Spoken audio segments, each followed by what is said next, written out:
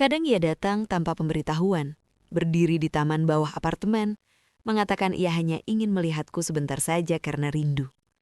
Aku ingat satu kali, saat aku sedang berbicara dengannya lewat telepon, tiba-tiba terdengar suara siulan keras. Suara itu terdengar bukan hanya di telingaku melalui ponsel, tapi juga dari luar jendela. "Dengar itu?" katanya. Aku menjawab iya. "Coba buka balkonmu," ujarnya. Ketika aku melangkah keluar, aku melihatnya dari kejauhan, berdiri di pinggir jalan tol. Mobil barunya berhenti di sana, melambaikan tangan ke arahku dengan ponsel masih menempel di telinganya. Dari seberang sana, aku bisa mendengar ia menangis, berkata bahwa kisah cinta kami menyedihkan, tapi juga indah. Waktu itu aku tahu, kedatangannya bukan karena rindu, tapi untuk memastikan aku benar-benar ada di rumah. Ia selalu menyebutnya cinta, tapi bagiku itu pengawasan. Saat pulang ia malah memarahiku karena tidak terlihat cukup bahagia. Katanya ia sudah berusaha datang jauh-jauh hanya untuk melihatku sedetik. Ia berkata kami seperti Romeo dan Juliet, cinta terlarang yang tidak bisa dikalahkan siapapun. Kadang ia berbisik, "Sebentar lagi kamu 18, dan saat itu kita akan menang." Aku duduk memandangi lantai dan berpikir, menang apa? Ia sudah membuatku kehilangan segalanya. Ia lupa alasan aku masih di sana. Aku bukan Juliet yang tidak bisa hidup tanpa Romeonya. Aku hanya gadis yang ketakutan dan sudah berhenti melawan. Tanpa ku sadari, akhirnya aku berusia 18. Pagi itu aku terbangun di tempat tidurku. AC rusak semalaman. Udara terasa panas. Tidak ada kue, tidak ada lilin, tidak ada pelukan. Mamaku ada di apartemen yang sama, tapi rasanya seperti berada di dunia lain. Aku tidak mengharapkan apapun. Aku bahkan tidak merasa pantas mendapat apapun. Dulu saat kecil, setiap kali bertengkar dengan orang tuaku, aku selalu berbisik pada diri sendiri. Aku tidak sabar menunggu usia 18 supaya bebas. Aku membayangkan kebebasan itu berarti tidak ada aturan, tidak ada kontrol, bisa bepergian, bisa tertawa, bisa hidup. Tapi saat hari itu tiba, aku tidak merasa bebas sama sekali. Ulang tahunku yang ke-18 tidak terasa seperti perayaan, rasanya seperti berkabung. Selama bertahun-tahun, aku memberitahu diri sendiri, 18 akan menyelamatkanku. Bagiku, 18 selalu terasa seperti garis finish. Usia ketika kebebasan akhirnya akan jadi milikku setelah bertahun-tahun penuh aturan, larangan, dan kata tidak. Kupikir saat aku genap 18, aku akan punya ruang untuk menentukan sendiri. Bisa keluar rumah tanpa harus meminta izin, benar-benar merasakan hidup ini milikku. Tetapi ketika hari itu tiba, sama sekali tidak terasa seperti kebebasan. Rasanya seperti jebakan yang menutup rapat. Alih-alih terasa lebih ringan, aku merasa lebih berat, seperti sesuatu yang dingin menempel di dadaku, seolah kedewasaan bukan membuka pintu tetapi menutupnya. Sejak Bubi masuk ke hidupku, 18 berhenti berarti kebebasan. Itu berarti kepemilikan, itu berarti hitungan mundur menuju hari yang telah ia tunggu. Hari ketika hukum tak lagi melindungiku. Aku bukan anak di bawah umur lagi. Tak ada yang bisa mengklaim aku masih di bawah umur. Tak ada yang bisa menghentikannya. Ia menunggu momen ini bukan untuk merayakanku, melainkan untuk mengklaimku.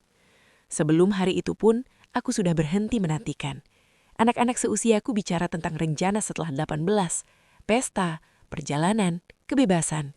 Sementara aku hanya takut. Setiap hari yang mendekat terasa seperti satu tali lagi yang menjerat. Pagi itu ponselku berbunyi. Hanya satu pesan. Naik taksi ke Plaza Semanggi. Aku tunggu. Tak ada ucapan selamat, tak ada kehangatan, hanya perintah. Aku tidak bilang ke mamaku. Tidak perlu, dia sudah tahu. Dia melihatku berjalan di rumah seperti orang yang menuju hukuman bukan perayaan. Dan dia tidak menghentikanku. Mungkin karena dia merasa tak bisa. Mungkin karena dia sudah menyerah. Diamnya bukan tanda menyetujui, melainkan tanda pasrah. Keheningan orang yang bersiap menghadapi benturan. Aku masuk ke bagian belakang taksi, telapak tangan berkeringat, tenggorokan kering. Aku melihat bayanganku di jendela, tetapi aku nyaris tak mengenal diriku sendiri. Aku tampak seperti gadis yang berpakaian dewasa, padahal di dalam aku masih anak kecil yang ketakutan, gemetar. Rasanya aneh berada di luar sama sekali. Selama bertahun-tahun aku terkurung di apartemen itu, sampai berjanji itu benar-benar datang, bahwa setelah 18, mereka tak lagi menghentikanku. Keluar terasa tidak nyata, hampir salah, seolah kebebasan itu asing. Udara di luar tidak terasa milikku lagi, dan di taksi aku sadar betapa canggungnya aku secara sosial, betapa aku lupa cara eksis di dunia cara bersikap pada orang di luar dinding yang mengekangku begitu lama. Supir melirikku lewat kaca Semeron. "Kamu Aureli?" tanyanya sambil tersenyum. Aku mengangguk hati-hati. "Istri saya nonton filmmu kan? Kamu kan yang digosipkan itu juga ya, yang orang tuanya nggak setuju dengan kisah cintanya dengan pria dewasa itu." Nama Bobby menggantung di lidahnya, tapi dia tidak ingat persis poinnya. Aku tertawa terlalu cepat, terlalu keras, berharap bisa menyingkirkannya. "Bukan, itu cuma gimik doang," jawabku. Suaraku terasa salah, seperti milik orang lain. Dia terus berceloteh, santai dan ingin tahu, seolah ini bukan momen terburuk dalam hidupku. Bagi dia itu gosip, bagi aku itu jebakan yang tak bisa aku tolak. Saat taksi berhenti, aku melangkah ke panas kota, Plaza Semanggi. Aku sering di situ sebelumnya, jalan-jalan dengan teman, makan bareng keluarga, menyusuri mal seperti remaja lain. Tapi hari itu suasananya beda. Bukan bangunannya, melainkan aura di sekitarnya. Kaca yang sama, eskalator yang sama, kerumunan yang sama, tapi bagiku semua terasa diskenariokan. Seolah tempat akrab ini diubah jadi tanggung yang aku harus mainkan peran yang tak pernah aku buat. Ia menungguku di sebuah kedai kopi. Ia tidak sendiri. Dua pria duduk di sampingnya. Jas rapi, map tersusun di meja. Satu membawa tas kerja. Mereka tidak tersenyum, tidak memperkenalkan diri. Tak perlu, kehadiran mereka sudah berbicara. Bobby berdiri, menunjuk kursi, suaranya singkat. "Duduk." Aku duduk. Ia mendorong tumpukan kertas ke depanku. "Tanda tangani ini," perintahnya. Tanda tangani apa? Suaraku tercekat sebelum bisa kutahan. Halaman-halaman itu kabur di mataku. Istilah hukum, paragraf tebal, cap resmi. Nafasku cepat. Ruangan terasa miring. "Ini cuma untuk bantu kita," katanya santai. Terdengar sudah latihan. Biar bisa mulai prosesnya, gereja, rencana, cuma itu. Ia mengatakan semua seperti hal yang tidak berbahaya, tapi genggamannya pada pulpen mengatakan hal lain. Lututnya bergetar, matanya menatapku seperti predator mengamati mangsa. Kami belum pernah bicara tentang pernikahan seperti ini. Aku baru saja berusia 18. Menikah bukan impianku, bukan rencanaku. Aku menginginkan kedewasaan supaya bisa bernafas, bukan langsung masuk ke jeruji lain. "Aku sudah nunggu kamu." Ia mendekat, suaranya mendegang. "Jangan buat ini susah." Ia tampak tenang, tapi aku bisa merasakan badai di bawahnya.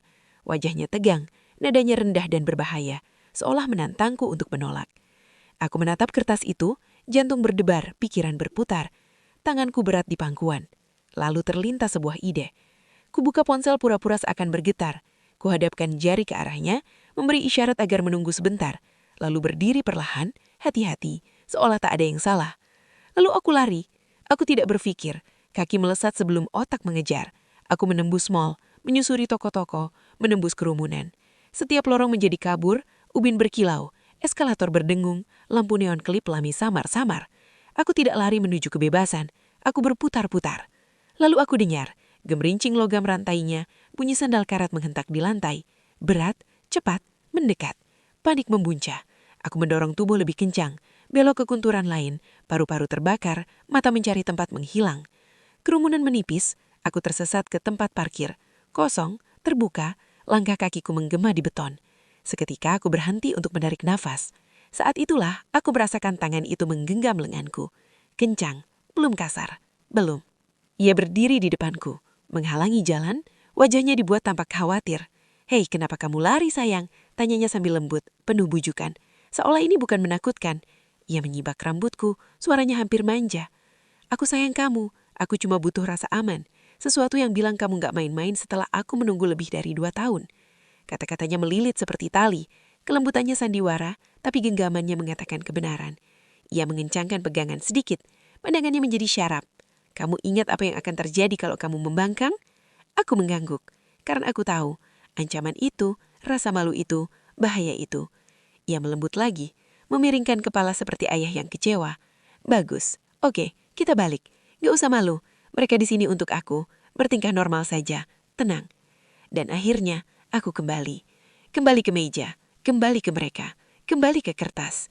Ia mendorong pulpen ke tanganku. Jemariku gemetar. Otakku berteriak tidak, tapi tanganku mengkhianatiku. Aku teringat orang tuaku, apa yang akan terjadi pada mereka, bagaimana momen ini bisa menghancurkan keluargaku. Dan tetap akhirnya, aku menandatanganinya. Bobby tersenyum puas, lalu tedal ke pengacara. "Kalau bisa coba tanggal 5 Oktober. 5 Oktober, ulang tahun papaku. Ulang tahun adikku juga." Air mataku tumpah sebelum sempat kutahan. "Tolong jangan," bisikku. "Itu terlalu kejam." Pengacaranya mengangkat bahu. "Mepet ya, kita coba. Tapi seperti yang kami bilang, susah cari gereja yang mau pakai saksi palsu, lewati prosedur. Kita usahakan." Mereka merapikan map dan pergi, tapi Bobby belum selesai. "Nih, buat aku," katanya sambil mengeluarkan selembar kertas kosong dari tasnya, seolah semuanya sudah diatur layaknya skenario. Ia mengatakannya kata demi kata. "Aku, Aureli, menyatakan bahwa aku sadar, dalam keadaan sadar, dan menulis pernyataan ini tanpa paksaan. Aku ingin menikah dengan Bobby. Ini kehendakku, keputusanku, pilihanku." Ia membuatku menandatanganinya. Untuk arsipnya, untuk bukti, untuk kendali. 1 lembar lagi untuk disandera. Nanti ia akan membuatku menulis lebih banyak. Surat, pernyataan, deklarasi. Masing-masing jadi bukti untuk koleksinya, masing-masing jadi rantai baru di leherku. Pertama kali tidak mudah. Air mataku menetes di halaman, satu demi satu, mengotori tinta, membuat huruf luntur. Bobby jadi kesal dan memaksaku mengulang, berkali-kali. Ku coba menghapus bekas air mata, tapi tangis terus datang, mengotori setiap baris. Saat aku menulis ulang, salah satu teman lama Bobby datang. Usianya seumuran Bobby, sudah menikah, bekerja sebagai manajer di sebuah perusahaan. Ia mencondongkan tubuh untuk melihat kertas, memastikan terlihat resmi. Lalu ia terkekeh. "Cewekmu masih kecil banget, Bob. Tulisan tangannya aja masih kayak anak SD." Tawanya menusuk lebih dalam dari pulpen di tanganku. Malu mengganda. Setelah memiliki semua surat itu, kami pergi ke ATM di dalam mall. Bobby bilang mau cek transfer, jadi aku berdiri di sampingnya sementara ia menekan layar mesin. Secara tak sengaja aku melirik ke layar dan melihat saldo, 2 juta rupiah. Mataku tertahan sebentar sebelum ia menangkapku menatap. Kepala Bobby berputar cepat, nadanya tajam. "Kenapa kamu lihat? Mau bilang apa?" Aku cepat-cepat menggeleng. "Enggak apa-apa." Namun dalam hati terngiang. 2 juta? Ia mau menikahiku dengan jumlah segitu? Bagaimana ia membayar gereja, pengacara yang ia sebut-sebut? Lalu aku ingat, ia baru saja bayar uang muka mobil. Mungkin itu sebabnya cuma segitu yang tersisa. Tetap saja, rasanya aneh. Aku memberanikan diri bertanya lembut, "Hati-hati, itu rekeningmu satu-satunya?" Ia meledak. "Serius, kamu bertingkah materialistis kayak Putri. Duit bisa dicari, keluargamu miskin juga?" Malu menyengat. Aku cuma bertanya, tapi cara ucapnya membuatku merasa murahan, serakah, tak tahu terima kasih. Aku cuma minta maaf, takut ledakan berikutnya. Di perjalanan pulang, aku menangis dalam diam. Air mata membuat jalanan jadi goresan cahaya. "Berhenti nangis," katanya ketus. "Mamamu harus lihat kamu bahagia sekarang karena bebas dari mereka." Lalu hampir tertawa ia menambahkan, "Tahu nggak, kalau kamu nggak menandatangani, aku sudah tahu apa yang akan kulakukan." Aku menatapnya, waspada. Ia tersenyum tipis. "Aku akan bunuh orang tuamu, ikat kepala mereka ke mobilku dan seret di jalan." Nadanya santai, hampir main-main, seakan menggambarkan adegan film. Aku bilang, "Kamu nggak bakal lolos." Ia mengangkat bahu. "Kalau begitu, aku masuk penjara. Aku nggak peduli. Kalau aku nggak dapat kamu, mereka juga nggak menang. Aku tetap menang." Dan kepalaku yang bodoh mempercayainya. Bagi sebagian orang, 18 berarti menjadi dewasa. Bagiku, berarti lain. Itu adalah ketakutan yang dikemas jadi kebebasan. Itu adalah berjalan ke dalam kandang lain yang belum kulihat batasnya. Kata-kata pengacara berdengung di kepalaku. Lewati prosedur, cari saksi palsu. Tidak ada yang terdengar legal. Tidak ada yang terdengar benar. 2 bulan telah lewat sejak hari aku menandatangani berkas itu. Dalam minggu-minggu itu, Bobby semakin tegang, gelisah, dan lebih mengontrol daripada sebelumnya.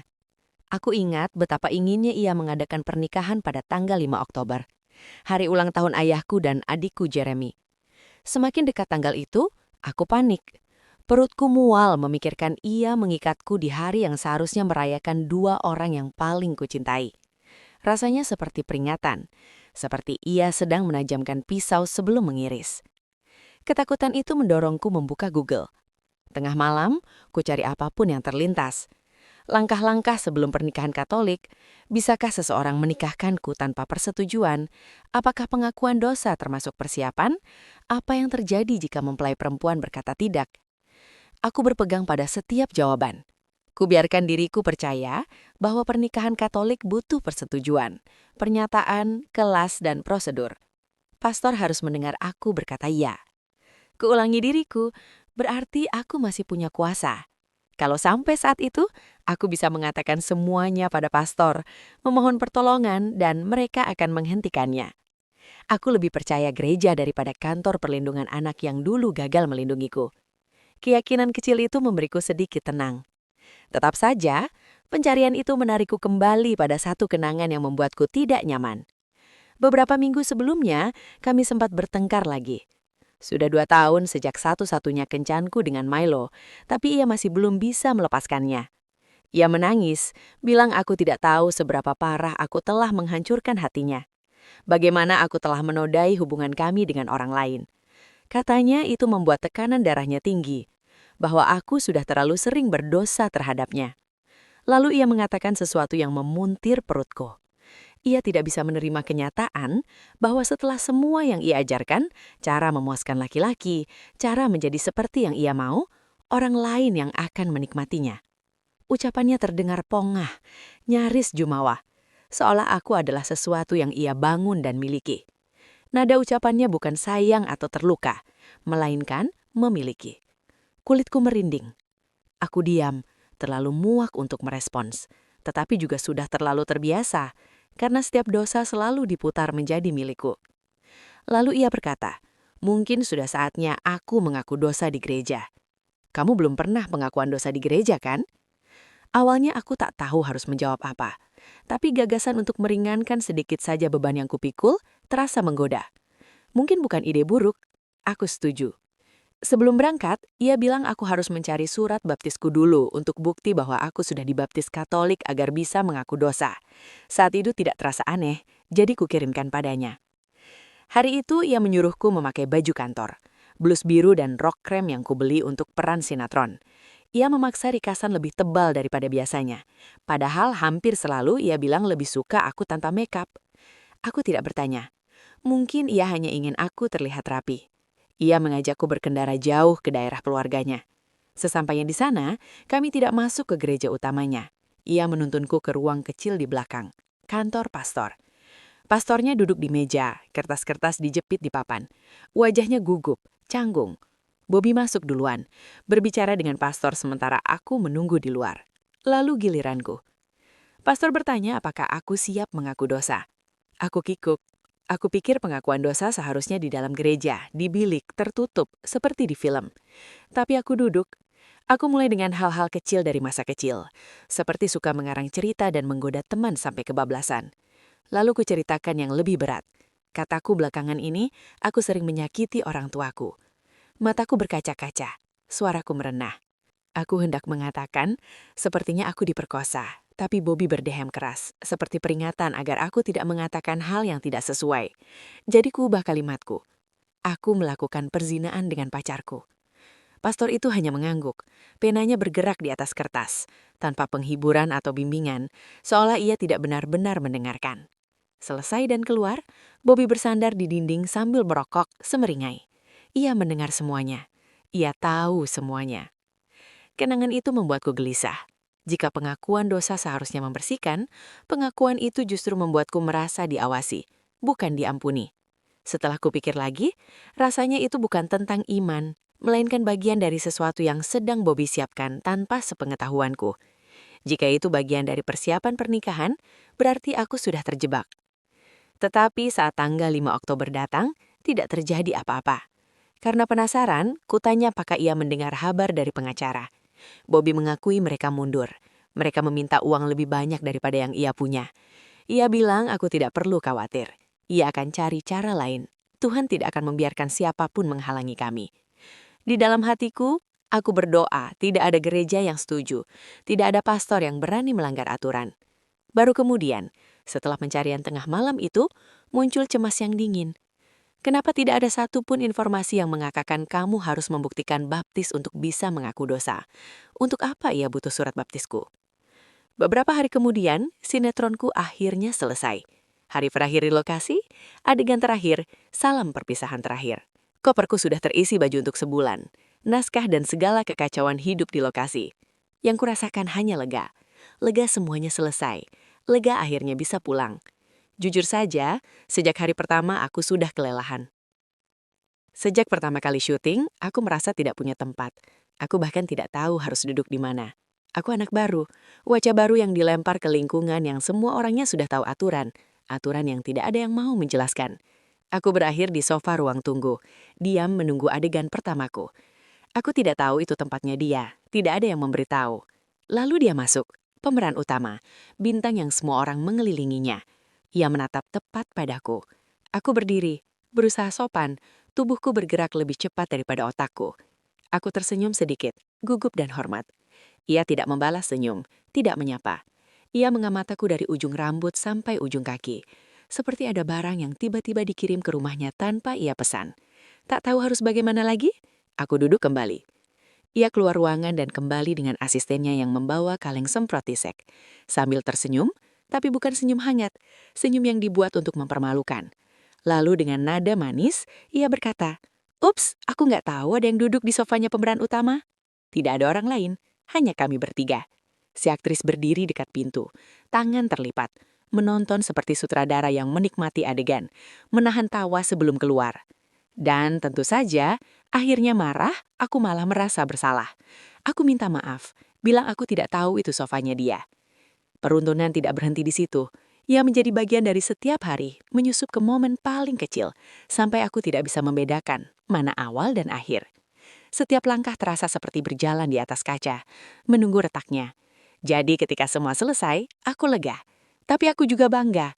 Ini pekerjaan pertamaku yang pembayarannya masuk langsung ke rekeningku. Itu satu-satunya alasan Bobby mengizinkan aku bekerja lagi. Aku baru 18 tahun, dan untuk pertama kalinya boleh membuka rekening atas namaku. Saat ku cari saldonya, kulihat angka itu, ratusan juta rupiah dengan namaku di sampingnya. Aku tatap layar berkali-kali, bukan karena ingin berbelanja, melainkan karena aku tidak percaya. Setelah semua ini, lelahnya, perundungan, tekanan, akhirnya ada sesuatu yang benar-benar milikku. Aku baru mulai merasa bersyukur semuanya selesai, bahwa aku selamat dari dunia toksik lokasi itu dan bisa bernafas lagi. Ketika ponselku berdering, Bobby. Ia mulai berbicara tentang video promo sinetronku yang pakai gaun putih itu. Ia menyuruhku memastikan gaunnya ku bawa pulang. Aku mengiyakan.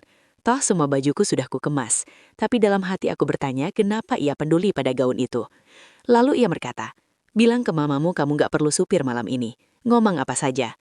Aku yang antar kamu pulang malam ini." Suaranya stabil, tapi bukan tenang. Stabil yang dipaksakan, seperti orang yang menahan rumah kartu. Aku tidak membantah. Aku tidak mau berdebat. Tidak di hari terakhir. Jadi aku patuh. Aku bilang kepada mamaku aku akan pulang dengan supir produksi. Aku katakan akan lebih praktis karena barangku banyak. Entah dia percaya atau tidak, ia mengiyakan. Masih gelap saat aku keluar studio. Fajar belum pecah. Udara sejuk dan lembab. Badanku pegal. Mataku perih. Aku hanya ingin mandi, tidur, lenyap di balik nyaman. Lalu aku melihat mobilnya, Honda Jazz putih. Mobil yang ia beli beberapa bulan lalu, tapi tidak mampu bayar. Ia baru membayar uang muka dan cicilan bulanan sudah jadi tanggunganku. Aku meminjamkan uang. Katanya akan diganti. Tidak pernah. Itu atas namanya atau nama kakaknya, aku sudah lupa. Yang ku tahu pada titik itu, rasanya seperti hutangku. Melihat mobil itu dengan kaca gelap dan mesin mati, aku merasa aku tidak akan pulang. Ia menurunkan kaca, wajahnya sulit dibaca, dan menyuruhku naik. Aku naik. Ia menyetir tidak ke arah rumahku.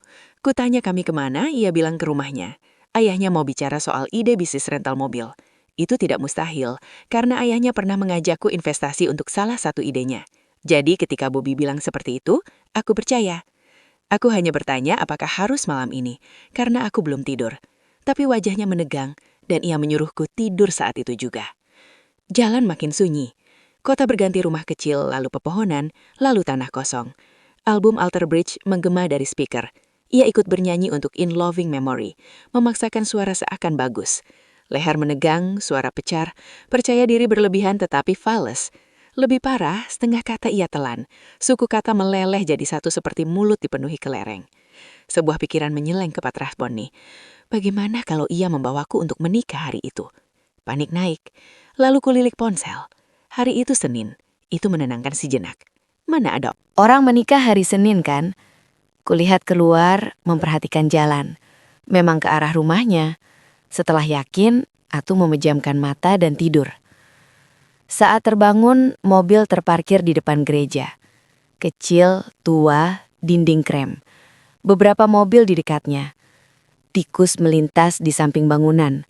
Lalu kusadari aku kenal tempat ini. Ini gereja yang sama tempat ia pernah memaksaku mengaku dosa. Ada orang-orang berdiri di luar, berwajah Tionghoa, berpakaian semi-formal. Orang asing. Lalu kulihat ibunya. Ia memelukku hangat seakan ini hari yang membahagiakan. Ada sesuatu di dalamku yang retak. Ini bukan rumahnya. Tidak ada pembicaraan bisnis. Ini jebakan. Saat aku masih syok, kulihat Bobby jongkok di samping koperku, mengobrak-abrik sampai menemukan gaun putih yang tadi ia sebut. Ia mengangkatnya. Pakai ini. Aku menatap gaun itu. Kenapa? Aku sudah menduga, tetapi sebagian diriku masih berharap aku salah. Rahangnya mengencang. Kita menikah. Aku tertawa kecil yang kering, bingung dan lelah. Tapi ia tidak bercanda. Kulihat sekeliling. Tidak ada satupun milikku di sana. Tidak ada keluargaku, tidak ada temanku, hanya keluarganya. Mereka menunggu. Bobby, jangan, bisikku. Ia mencengkeram lenganku. Kamu bilang kamu mau menikah. Sekarang buktikan, katanya. Lalu menyeringai. Kamu beruntung aku nggak dapat tanggal 5 Oktober. Tidak ada yang bergerak. Tidak ada yang bertanya apakah aku baik-baik saja. Ia mendekat. Nafasnya bau rokok. Kamu tahu apa yang terjadi kalau kamu tidak menurut. Lalu, seakan bermain untuk penonton, ekspresinya berubah. Matanya dibuat berkaca-kaca, suaranya ia patah-patahkan, memaksa tangis. Kita berhasil sayang, serunya sambil menggenggam tanganku terlalu kuat. Senang dong, ini yang kita mau. Aku tahu rasanya ndak percaya, tapi ini beneran. Ia tampak konyol, bertingkah seperti mempelai paling bahagia di dunia, bermain peran di depan orang, sementara aku kaku, tubuhku beku, hatiku menolak mengikuti naskahnya. Di dalam hatiku, aku sudah tahu hari ini akan datang sejak ulang tahunku. Aku membawa ketakutan itu seperti batu di perut, berdoa ia tidak menemukan jalan, menggenggam harapan bahwa sesuatu, apapun, akan menghentikannya. Tapi inilah dia, nyata dan tak terelakkan. Tidak ada pilihan, tidak jika aku ingin keluargaku tetap selamat. Ancaman, pemerasan, janji membunuh orang tuaku, foto-foto, surat-surat, semuanya menahanku di tempat. Jadi aku mengangguk, aku mengambil gaun itu. Aku berganti di ruang kecil di belakang gereja, berbau debu dan kayu tua. Kainnya kaku, seperti kostum untuk peran yang tak pernah kupilih. Keluar, Bobby menunggu. Ia menyuruhku tersenyum ke kamera agar terlihat seperti kenangan yang pantas disimpan. Sepupunya mengangkat kamera dan mulai berkeliling, memotret dari segala sudut, seolah sedang mendokumentasikan bukti, bukan sukacita. Setiap bunyi jepret terasa seperti rantai lain, pengingat bahwa ini bukan pestaku, ini pertunjukannya, dan aku hanya properti. Namun peristiwa itu tetap berjalan. Aku melangkah di lorong, gereja hening, jantungku lebih keras daripada langkahku. Bobby berdiri di samping pastor, tampak bangga. Aku menatapnya, laki-laki yang dulu membuatku merasa istimewa. Kini ia tidak benar-benar menatapku, hanya menembusku, seperti transaksi, seperti kotak yang harus dicentang, seperti piala. Keluarganya menonton dari bangku, para orang asing dengan pakaian minggu, walaupun ini hari Senin. Hari yang aneh untuk menikah, tetapi tidak ada yang wajar dari ini. Kutatap satu persatu wajah mereka, berharap ada yang melihatku, bertanya, melakukan sesuatu. Tidak ada. Pastor memulai, telapak tanganku dingin, kepalaku berdengung. Lalu datang momen untuk orang tua, momen ketika mempelai perempuan berlutut untuk minta restu. Orang tuaku tidak ada. Saat pastor memberi isyarat, Bobby mencondong dan berbisik, "Berlutut, anggap mereka orang tuamu," sambil menunjuk pasangan lansia di samping orang tuanya. Anggap mereka orang tuamu. Di bangku depan duduk pasangan Tionghoa lansia yang belum pernah kulihat, menatap, menunggu. Aku menunduk, berlutut dan berbisik kikokuh, "Halo, maaf, saya nggak tahu harus bilang apa." Perempuan itu mencondong dengan ramah. "Sudah, tidak apa-apa. Pura-pura saja." Apa ini? Ini tidak mungkin hidupku. Begitu ganjil dan salahnya sampai-sampai rasanya hampir lucu. Di situ aku berlutut di hadapan orang asing, berpura-pura mereka orang tuaku, memohon restu seakan semua ini suci. Selesai, pastor kembali menoleh kepadaku. Suaranya tegas dan formal. Apakah engkau menerima laki-laki ini sebagai suamimu? Aku ragu. Kutoleh sedikit kepalaku, berharap ada yang menghentikan. Tidak ada. Bobby meremas tanganku, kukunya menancap di kulit. Itu pertama kalinya ia menyakitiku secara fisik. Pada titik itu, aku terlalu lelah untuk melawan. Terlalu habis untuk membayangkan jalan keluar. Kusayang diriku supaya menerima saja. Mengikuti apapun ini. Aku sudah tahu, ini akan terjadi. Mungkin ini yang paling masuk akal. Benarkah? Jadi kulakukan apa yang selalu kulakukan. Aku menurut. Aku mengangguk. Dengan kamera mengarah pada kami. Jadi begitukah pernikahan? Hanya satu anggukan. Satu remasan tangan dan tiba-tiba aku jadi miliknya. Pastor akhirnya mengucapkan kalimat itu. Kalimat yang membuat kami disebut suami istri. Untuk sesaat aku bertanya-tanya, apakah ia sendiri percaya pada kata-kata yang ia ucapkan? Aku tidak bisa percaya ada orang yang akan menyebut ini pernikahan. Tidak ada yang suci di dalamnya. Semuanya panggung, pertunjukan yang dirancang untuk menjebakku. Sejenak, gereja terdiam. Lalu keluarga Bobby bertepuk tangan. Terlalu keras, terlalu riang. Suaranya mengejutkanku. Seperti parade kemenangan yang tidak pernah kusetujui untuk diikuti. Mereka bukan bertepuk tangan untukku. Mereka merayakan dirinya. Seolah ia baru saja memenangkan hadiah. Terdengar bukan seperti ucapan selamat, melainkan seperti mantra. Lalu datang bagian penandatanganan. Saat kertasnya diserahkan, Bobby mencondong ke badan, memeriksanya, memanggil pastor, dan mulai berdebat dengannya. Apa yang sedang terjadi? Mereka saling melempar argumen tentang dokumen sipil yang belum ada, tentang kenyataan bahwa aku belum berusia 21 tahun, tentang bagaimana saksi tidak bisa menandatangani menggantikan orang tuaku, sementara mereka masih hidup. Suara mereka menurun jadi bisikan, membalas apa yang bisa dan tidak bisa dilakukan. Aku hanya menangkap potongan-potongan kecil. Rasanya seperti urusan orang dewasa, perdebatan di balik meja kantor.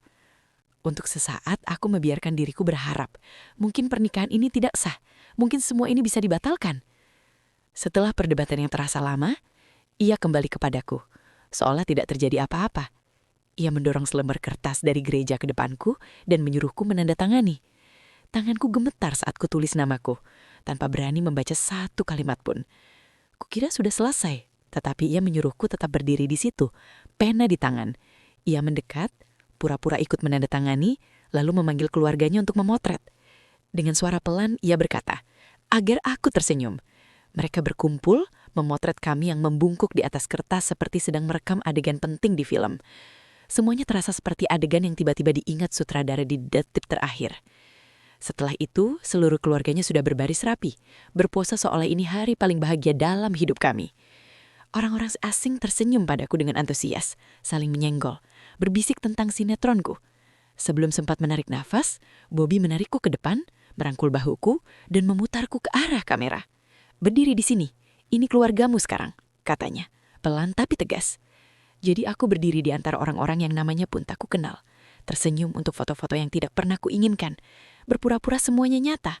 Satu persatu mereka meminta foto tambahan, seperti sesi jumpa penggemar. Rasanya bukan seperti pernikahan, melainkan tontonan. Bagaimana mungkin aku bisa menjadi pengantin dan tontonan selebritas di saat yang sama? Untuk sesaat aku menenangkan diri, berpikir mungkin ini akan jadi satu-satunya foto pernikahan yang akan kumiliki. Kalau begitu, mungkin lebih baik aku tersenyum saja. Siapa tahu, entah bagaimana, masa depan bisa terlihat berbeda. Ia menatapku dengan wajah bangga, seperti ayah yang memandangi anaknya yang berhasil menghafal dialognya. Setelah foto-foto, ada sarapan, semacam perayaan. Tidak ada yang duduk, semua berdiri dengan piring di tangan. Nasi dibakrai, mangkok mie, seseorang membagikan buah. Keluarganya tertawa, bercakap-cakap seperti baru keluar dari pesta ulang tahun. Aku tidak lapar. Aku tidak pernah bisa makan karbo di pagi hari. Aku mengambil sepiring kecil buah dan menepi, menunggu Bobby mengantarku pulang. Ia datang, menatap piringku. Cuma itu. Aku berbisik bahwa buah sudah cukup. Makan mie-nya, katanya. Dalam tradisi Tionghoa, mie melambangkan pernikahan yang panjang. Kamu harus makan. Aku tidak mau. kataku. Kali ini lebih keras. Tangannya mencubit kulit lembut di pinggangku, memelintir sampai aku terisak. Rasa sakitnya tajam, menoreh, mataku panas. Aku menahan air mata, menelan ludah, lalu mengambil mie itu. Air mata menetes di pipiku saat aku mengunyah. Seorang pria di dekatku sempat hendak meminta foto, tetapi saat melihat air mataku, ia berpaling. Ibunya memperhatikan, wajahnya bingung. Dia tidak suka mie-nya. Bobby tersenyum cepat. Dia cuma keras kepala. Ibunya terkekeh, tapi harus makan. Dalam tradisi Tionghoa, mie bikin pernikahan panjang umurnya. Aku tersenyum lemah. Di dalam aku hancur. Belum 1 jam berlalu dan ia sudah mencubitku sampai kulitku panas. Kalau ini awal pernikahan, aku tidak tahu bagaimana aku bisa bertahan lama. Setelah sarapan, kami tidak langsung pulang. Ia mengajakku ke studio foto. Di perjalanan, ia menyuruhku menambah riasan. Tebelin biar gak kelihatan kayak anak kecil. Beberapa kerabat di gereja bilang aku terlihat terlalu muda, seperti anak sekolah yang sedang bermain peran jadi pengantin. Kata-kata itu membuatnya malu. Dan sekarang ia ingin menghapus kesan anak kecil yang dilihat orang. Tidak-tidaknya di foto. Ku buka tas, menambah foundation, menggelapkan bibir, menurunkan ikat rambut. Apa saja, asal bisa menutupi gadis yang masih gemetar. Studio itu kecil dan pengap, berbau tinta dan tirai lama. Latar biru kusut, kipas mendengung mengaduk udara panas. Tempat seperti itu biasanya hanya untuk foto KTP saja, tidak lebih. Fotografernya nyaris tak berbicara. Duduk, lihat ke depan, senyum, klik, selesai. Aku ambil nanti ya, kata Bobby, sudah keluar duluan. Aku bahkan tidak mengerti kenapa kita perlu foto-foto itu. Pastor sudah jelas bilang pernikahan sipil tidak bisa dilakukan. Dan saat perdebatan terdengar, seolah semuanya seharusnya berakhir di sana.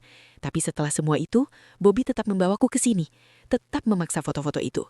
Seolah ada dokumen lain yang bisa ia manfaatkan. Cara tersembunyi untuk membuat semuanya bisa sah. Aku tidak tahu apa yang ia kejar. Dan aku tidak mau tahu. Aku berhenti bertanya. Aku hanya ingin pulang. Mamaku masih mengira aku sedang syuting sejak kemarin. Kalau aku tidak segera pulang, ia akan mulai bertanya hal-hal yang tidak bisa kujawab. Syuting sampai pagi adalah hal biasa di Indonesia. Jadi sejauh ini, ia belum punya alasan untuk curiga. Rasa bersalah mencakar jasaku. Mungkin kalau pagi itu aku bilang tidak, mungkin kalau aku lari, semua ini tidak akan terjadi. Aku benci berbohong padanya. Sekalipun kebohongan kecil selalu membuatku merasa kotor, dan ini bukan kebohongan kecil. Ini gunung yang tak tahu harus kuseret kemana. Dalam mobil, keheningan menekan. Aku bersandar di jendela, masih memikirkan mamaku yang menunggu di rumah. Bobby mengganti topik seolah tidak ada apa-apa. Ia mulai berbicara soal cincin. Kita butuh cincin sendiri nanti, yang sederhana saja. Lalu ia menambahkan bahwa bayaran proyek terakhirnya belum cair, jadi aku yang harus menanggung dulu. Tentu saja. Di upacara tadi, kami pakai cincin pinjaman. Cincinnya kebesaran, longgar di jariku. Aku bahkan tidak tahu itu milik siapa. Properti, dipakai demi foto, demi adegan, seperti semua hal hari itu. Aku diam, aku tatap jalan di depan. Apakah aku menikah? Apakah ini yang disebut pernikahan? Rasanya seperti sinetron buruk, naskah yang ditulis orang lain tanpa bertanya apakah aku mau memerankan tokohnya. Saat kami berkendara, aku membuka ponsel. Ada pesan dari mamaku di layar. Hi miss, take good care of you, okay? Ia tidak pernah mengetik seperti itu. Itu bukan gayanya. Ia tahu ada yang tidak beres, pikirku. Mungkin tidak tahu apa, tapi sesuatu. Saat kami tiba di depan rumahku, ia masih menyalakan mesin. Nikmati hari-hari terakhirmu bersama ibumu, katanya. Begitu gereja kasih suratnya kepadaku, aku akan datang menjemputmu. Setelah aku punya surat itu, tidak ada yang bisa menghentikanku. Aku berpegang pada harapan rapuh itu, bahwa mungkin semua ini tidak akan jadi nyata. Tidak ada dokumen sipil yang ditandatangani, karena aku belum berusia 21 tahun, dan tanpa izin orang tua, pernikahan tidak bisa sah. Mereka bahkan sudah memperdebatkan itu di dalam gereja, berbisik bahwa hal itu mustahil tanpa tanda tangan orang tuaku. Mungkin gereja tidak akan pernah mengeluarkan surat itu. Mungkin semua ini tetap akan menggantung. Mungkin masih ada jalan keluar. Aku turun mobil dan langsung naik ke atas. Mamaku membukakan pintu dengan pijama, tersenyum lembut. Baru pulang, pasti capek banget ya. Aku memaksakan senyum kecil. Iya, tahu sendiri, banyak adegan di hari terakhir. Tadi sempat mampir sarapan di mall sebelum pulang. Aku tersenyum, tapi di dalam aku hancur. Ia tidak tahu apa yang baru saja terjadi. Tidak tahu bahwa putrinya baru saja diserahkan diam-diam. Dan aku yang melakukannya. Aku berbohong padanya. Aku lebih rela dimarahi atau dihukum daripada berdiri di sana, menyembunyikan kebenaran dari satu-satunya orang yang selalu berjuang untukku. Tapi ini bukan sekedar kebohongan. Ini tembok yang kubangun di antara kita. Ia tidak menyadari ada yang salah, tapi wajahnya tampak cemas. Aku bilang aku capek dan ingin tidur. Ia membiarkanku pergi. Aku berbaring di tempat tidur, menatap langit-langit. Aku tidak tidur. Aku hanya mati rasa. Bagaimana aku harus menikmati hari-hari terakhirku? Aku bahkan tidak ingin hidup. Beberapa hari berikutnya, aku nyaris tidak bergerak. Aku memutar itu semua lagi dan lagi, seolah pikiranku sengaja ingin menyakitiku. Kenapa aku tidak lari? Ya, ia mengancam orang tuaku. Tapi sungguh, tidak agar cara lain? Bagaimana kalau aku bilang ke mamaku dan memohon agar tetap tenang? Mungkin ia akan menolongku. Mungkin kita bisa berjuang bersama. Mungkin kita bisa kembali ke Belgia. Tapi aku diam. Sekarang aku menghitung hari seolah menghitung jam. Aku benci diriku karena begitu takut, karena membiarkan semua ini terjadi. Sudah berminggu-minggu sejak hari di gereja, dan belum ada tanda-tanda apapun yang mencurigakan. Lalu suatu hari, saat aku duduk di sofa dalam lingkaran pikiranku sendiri, mamaku memperhatikanku. Ia diam beberapa detik, lalu duduk perlahan di sampingku. Suaranya lembut, nyaris tak disengaja. Kamu tahu, beberapa hari lalu mama dapat surat aneh. Tidak ada nama, anonim. Isinya bilang mama harus menjaga kamu dengan baik. Katanya Bobby punya niat buruk. Katanya ia berencana menikahi kamu tanggal 10 Oktober. Ia tertawa kecil, menggeleng. Tentu saja mama tidak percaya. Kan kamu di rumah atau kerja. Mama lihat kamu tiap hari. Awalnya mama sempat khawatir. Terus Kepikiran terus, tapi hari-hari lewat dan tidak ada apa-apa. Kamu masih di sini, di depan mata mama. Jadi mama pikir itu cuma omong kosong. Tapi sekarang, mama cuma mau tanya satu hal. Ia menoleh perlahan. Matanya menyipit di antara takut dan tidak percaya. Kamu enggak kan? Aku hancur. Air mata langsung jatuh. Maaf, Ma, kataku. Maaf banget. Aku nggak mau. Aku nggak sengaja. Aku masih di sini karena nunggu dia dapat surat dari gereja. Aku minta maaf. Aku nggak tahu harus gimana lagi. Ia membeku, lalu menjerit. Jeritannya seperti jeritan seseorang yang baru kehilangan sesuatu yang hidup. Keluar! Teriaknya. Matanya melebar, suaranya gemetar. Keluar! Kamu bukan anak mama lagi. Ia berlari ke kamar, membanting pintu dan menguncinya. Aku berdiri di sana, gemetar. Aku berharap kami bisa bicara. Aku bisa menjelaskan, tapi ia tidak mau mendengar. Ia belum siap. Ia sudah melihat cukup. Di dalam diriku masih ada bagian yang berpikir ini salahku. Bahwa mungkin kalau aku lebih berani, ia tidak akan berpaling. Dan begitu saja, aku tidak punya rumah. Tidak punya ibu, tidak punya tempat aman, tidak punya suara untuk menjelaskan. Tak pernah kusangka ada sesuatu yang bisa menyakitiku lebih dari apa yang Bobby lakukan, sampai akhirnya mamaku sendiri berkata bahwa ia tidak menginginkanku lagi. Saat ia berteriak, "Kamu bukan anak mama lagi," bukan hanya suaranya yang pecah, melainkan seluruh duniaku ikut runtuh. Cara kata-kata itu menghantam dadaku, bahkan Bobby pun tidak pernah berhasil menghancurkanku sedalam itu. Rasanya seperti seseorang meraih masuk ke dalam dadaku dan mencabut bagian yang membuatku tetap bernafas. Aku tidak membalas teriakannya, aku tidak melawan. Aku hanya jatuh berlutut di depan pintu kamarnya dan menangis sekencang yang kubisa. Aku tidak mencoba menahannya, aku justru ingin ia mendengarnya. Aku butuh ia mengetahuinya. Aku memohon lewat pintu, lewat dinding, lewat rasa malu yang mencekam, memintanya menarik kembali kata-katanya. Aku memohon ampun, berkata aku tidak menginginkan semua ini, bahwa aku akan memperbaikinya, bahwa aku akan tinggal, bahwa aku akan membuat semuanya benar lagi. Aku hanya ingin ditolong.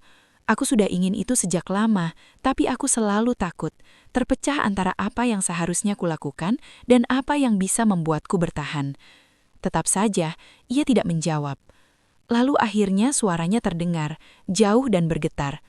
"Keluar dari rumahku, tidak usah menunggu surat itu, pergi saja." Kata-katanya terus bergema di kepalaku, mengosongkanku sampai aku tidak bisa berpikir jernih. Aku meraih satu-satunya nomor yang kumiliki.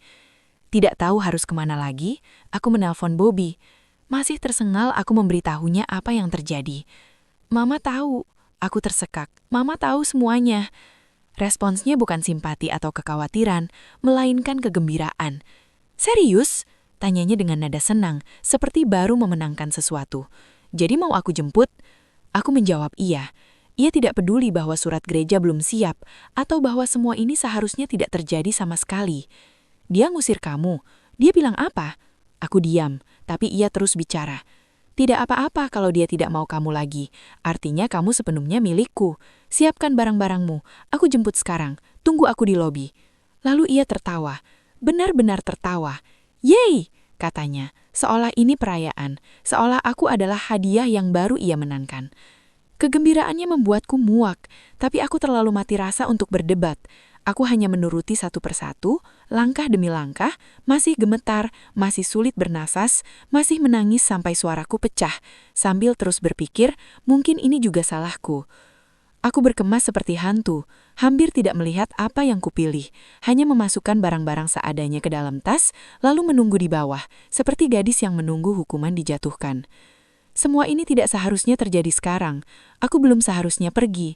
Surat dari gereja belum keluar. Tapi mamaku tidak peduli. Ia tidak mau melihat wajahku, bahkan tidak ingin aku berada di bawah atap yang sama. Ia hanya ingin aku pergi.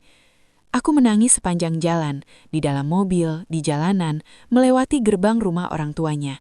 Itu bukan tangisan diam, itu tangisan yang kasar, keras, mentah. Tubuhku terus melipat ke dalam, dadaku sesak seolah paru-paruku diremas. Tapi aku tidak peduli lagi seperti apa rupaku. Aku sudah kehilangan segalanya. Orang tuanya membuka pintu. Ia melihat mataku yang bengkak, tanganku yang gemetar, wajahku yang basah air mata.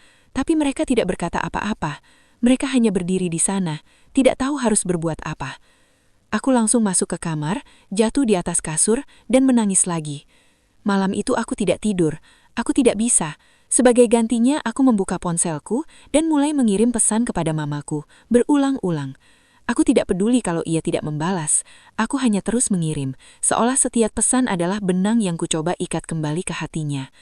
Aku bilang aku menyesal, bahwa aku tidak ingin hidup seperti ini, bahwa aku tidak bisa bernafas mengetahui aku sudah menghancurkannya. Tolong tarik kembali kata-katamu, Ma. Aku tidak bisa hidup tanpa Mama. Mendengar ia berkata aku bukan anaknya lagi, menghancurkanku dengan cara yang tidak pernah kurasakan sebelumnya.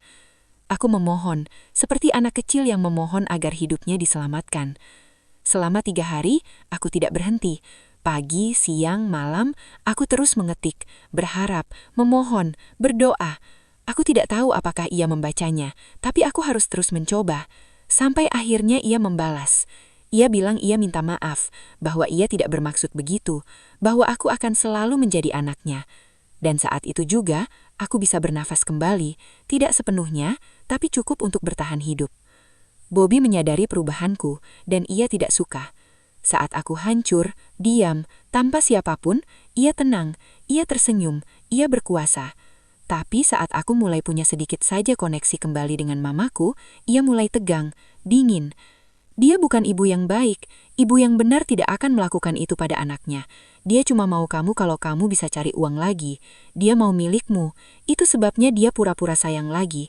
Aku sudah bilang dari awal, kamu bukan anak mereka. Kamu sapi perah mereka. Sekarang kamu tidak kerja buat mereka, mereka selesai. Aku menatap dinding, membiarkan kata-katanya membusuk di kepalaku. Sebagian dariku tahu ia memutarbalikkan kebenaran, tapi sebagian lainnya, yang masih berdarah dan belum sembuh, tidak punya tenaga untuk melawan. Belum. Rumah itu kecil, sederhana, di kota kecil yang tenang jauh dari tempatku dulu tinggal.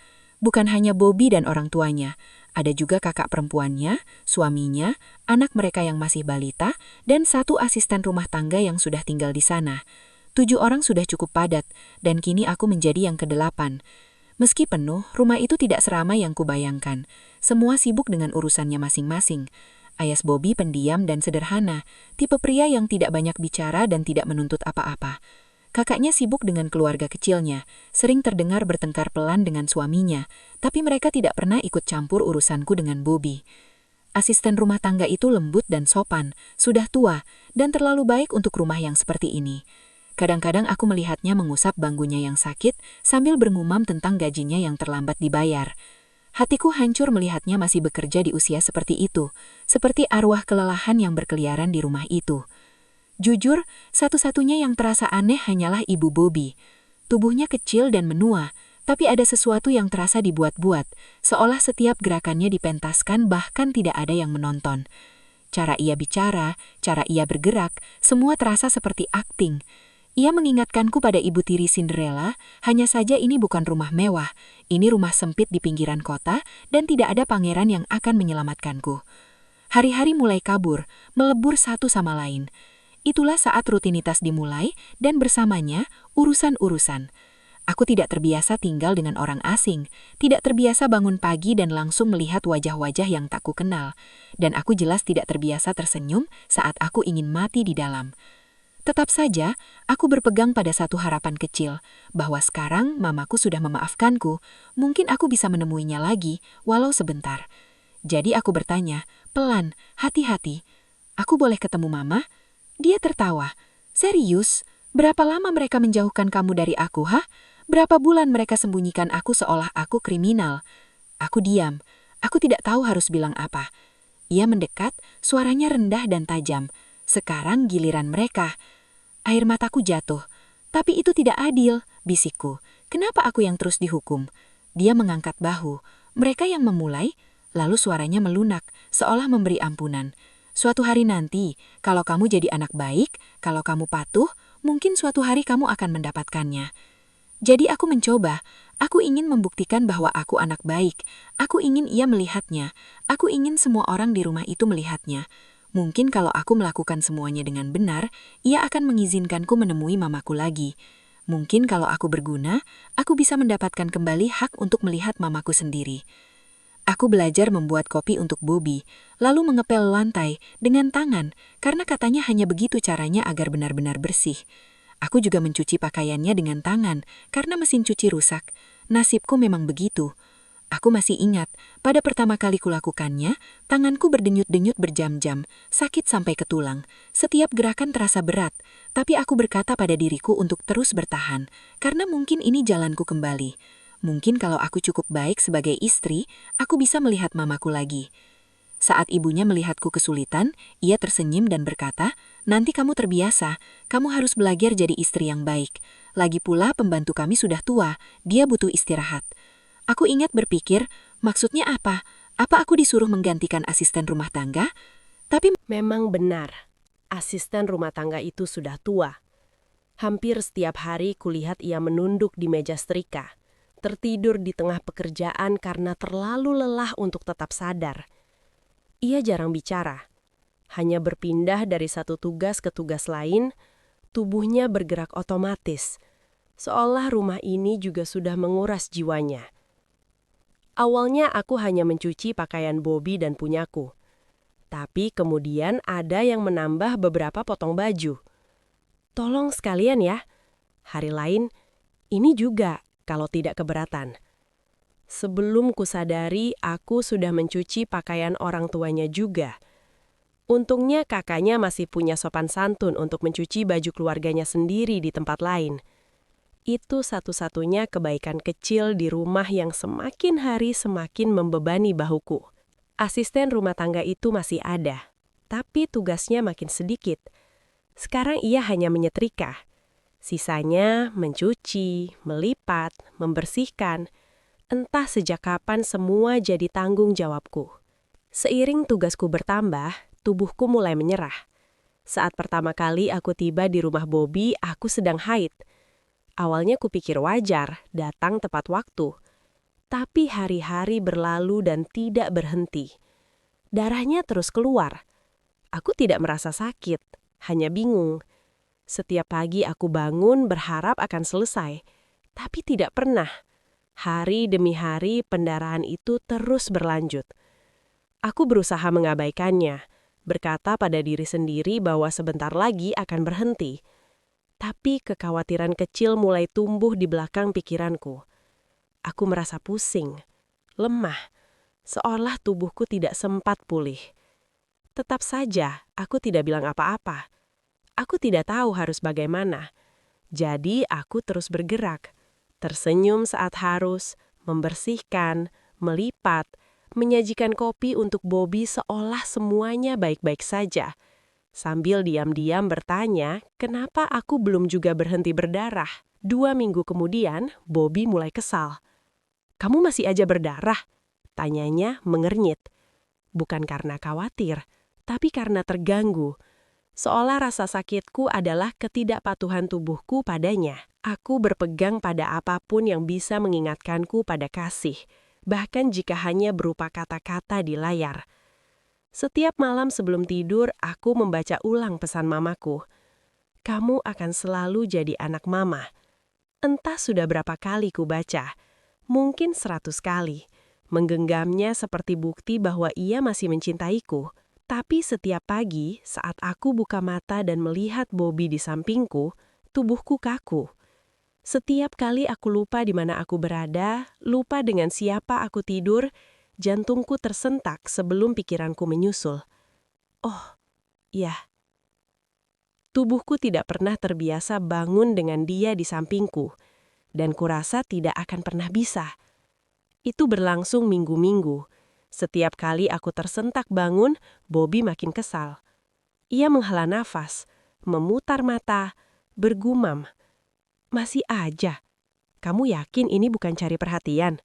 Tapi seberapapun aku diam atau ketakutan, itu hanya membuatnya makin memperkuat cengkeramannya.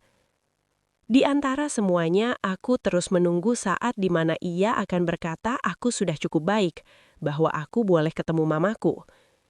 Tapi itu tidak pernah datang. Ia terlalu sibuk memainkan gitar listriknya di kamar sebelah. Keras, sampai dinding bergetar. Ia tidak berburu-buru membiarkanku pergi. Ia tidak perlu. Aku sudah di sini. Ia sudah menang. Ia milikku. Ia sudah mendapatkan apa yang ia inginkan. Dan ia paling bahagia saat aku hancur. Karena disitulah ia merasa paling berkuasa. Ia menyukaiku saat aku tidak punya lagi tenaga untuk melawan. Tetap saja, aku bertahan pada sisa kecil harapan terakhir. Tapi semakin keras aku berusaha membuktikan bahwa aku anak baik, semakin aku sadari sesuatu yang menakutkan. Apapun yang kulakukan, sebaik apapun aku berusaha, tidak pernah cukup. Karena ibunya Bobby selalu menyanjung ia seolah ia sosok yang tidak boleh disentuh atau dikritik. Kadang aku merasa ia lebih takut aku mempermalukan anaknya daripada apapun. Pernah suatu kali ia melarangku keluar rumah tanpa bedak dan lipstik, bahkan hanya untuk menyerahkan handuk ke Bobby yang sedang bermain basket di depan rumah. Apa kata orang nanti? Katanya. Lain waktu, baru saja aku bangun tidur, ia menatapku dan berkata, "Untung fans kamu nggak lihat kamu sekarang. Pasti kaget." Ia senyum seolah bercanda, tapi tidak terasa seperti lelucon. Rasanya seperti pengingat bahwa bahkan setengah sadar pun aku sudah gagal, karena di matanya aku tidak boleh terlihat nyata.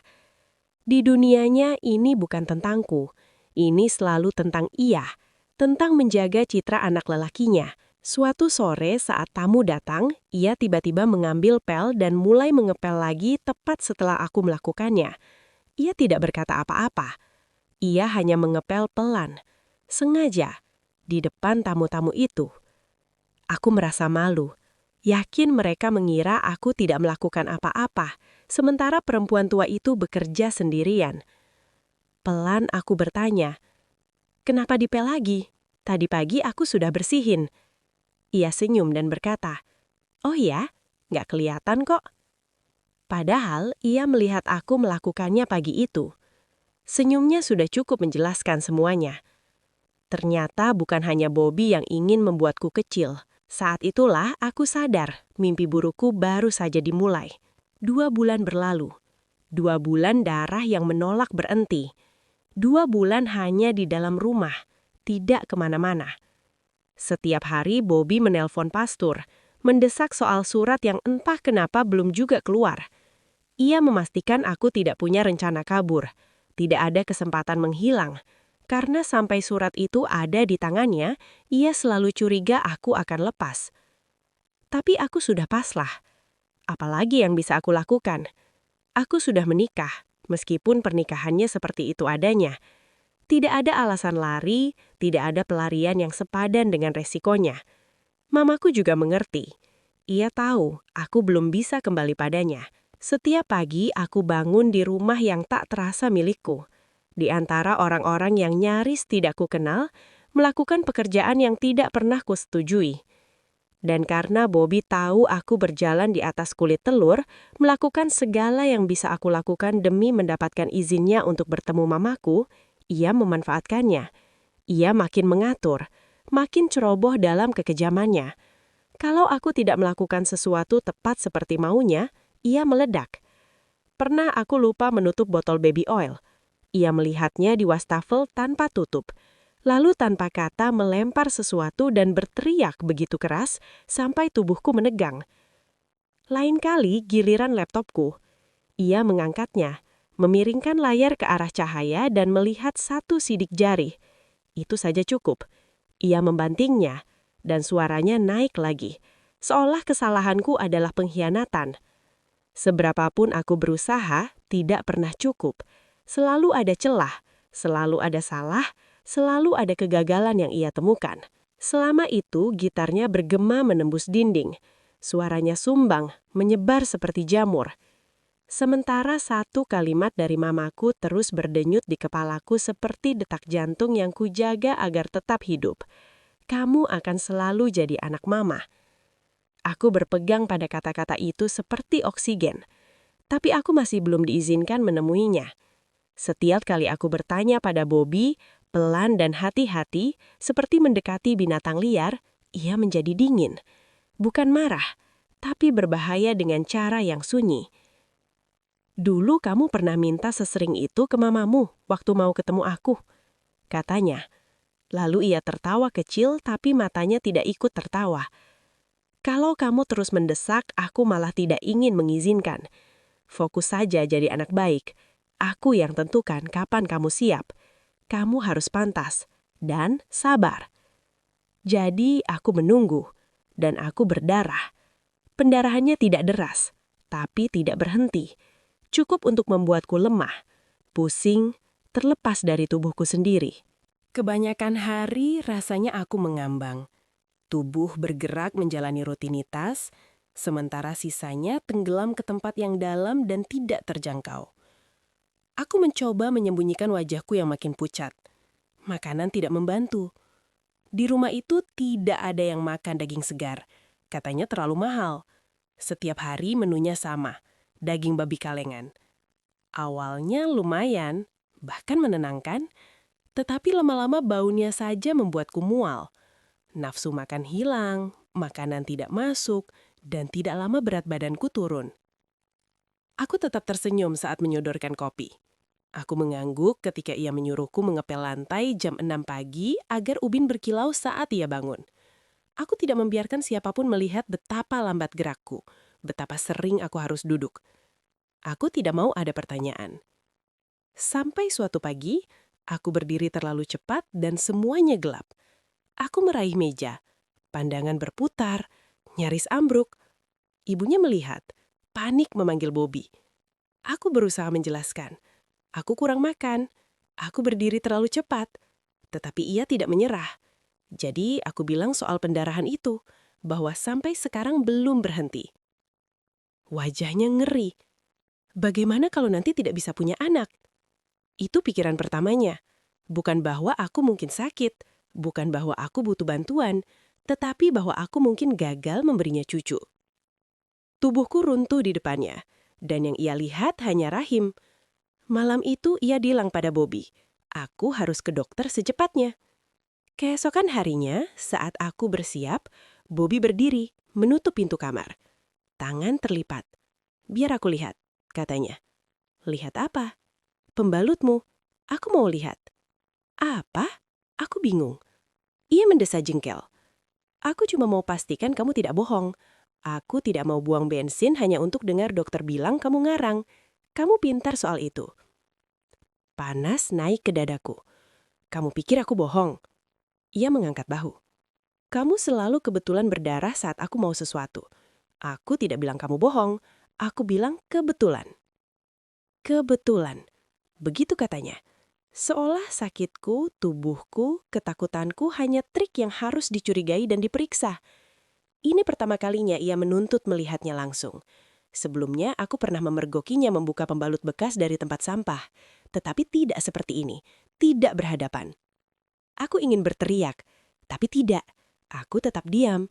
Karena diam adalah satu-satunya kuasa yang tersisa. Aku bilang tidak. Ia mendekat. Senyum yang sama seperti tokoh penjahat sinetron yang dulu sering ia perankan.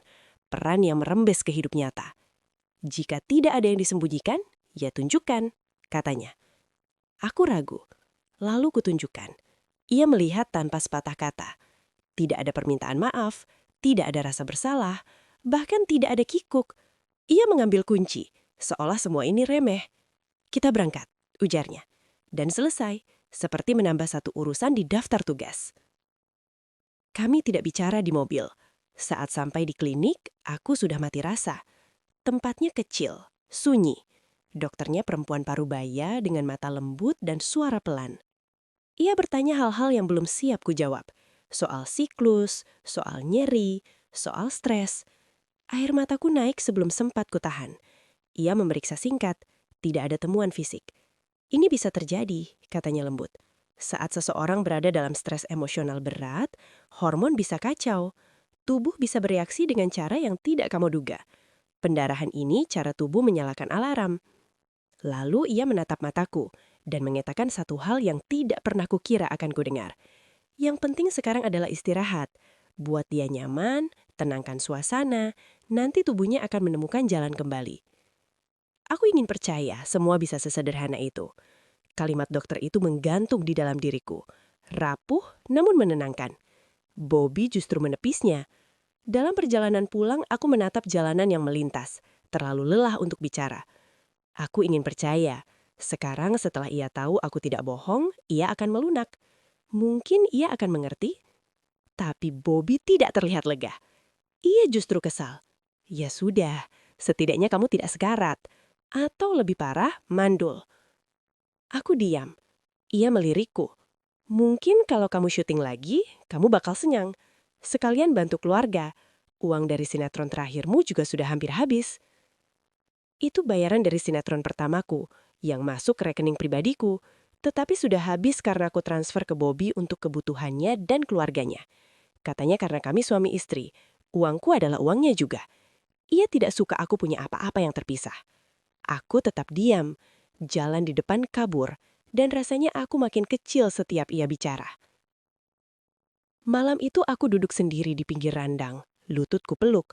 Aku membuka ponsel, menggulir chat lama yang berbulan-bulan tidak kusentuh. Masih ada di sana, tawaran, casting, kampanye. Orang-orang masih mencariku, dan itu menyalakan sesuatu di dalamku. Redup, tapi nyata. Aku membalas, aku bilang iya, aku siap. Lalu datang pertanyaan yang sama berulang. Siapa yang akan tanda tangan kontrakmu? Aku bilang aku sendiri. Mereka bilang tidak bisa, karena aku belum 21. Secara hukum aku masih belum dewasa penuh. Aku tidak bisa menandatangani tanpa orang tua. Harus salah satu dari mereka, kecuali keduanya sudah meninggal.